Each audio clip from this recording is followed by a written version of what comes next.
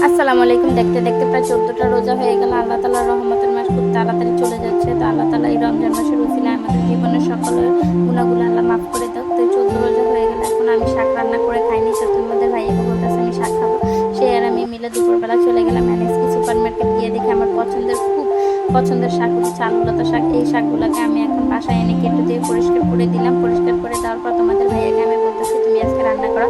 সে এই শাকগুলোকে ইলিশ মাছ দিয়ে রান্না করবে। সে প্রথমে ইলিশ মাছগুলোকে ভালো করে কষিয়ে নিল। কষানো হয়ে গেলে মাছগুলোকে উঠিয়ে ওই একই মশলার ভিতরে আলু লতা আর আলু শাকগুলোকে দিয়ে ভালো করে এগুলোকে কষিয়ে নিল প্রায় 8 থেকে 10 মিনিট। এই শাকগুলোকে কষানো হয়ে গেলে তার ভিতরে পর্যাপ্ত পরিমাণ পানি দিল ঝোলের জন্য। তো পর্যাপ্ত পরিমাণ পানি দিয়ে এই তরকারিগুলোকে ভালো করে বলে উঠিয়ে তার ভিতরে যে মাছ ছিল কষানো এই মাছগুলোকে দিয়ে প্রায় আরও 10 মিনিট রান্না করবে।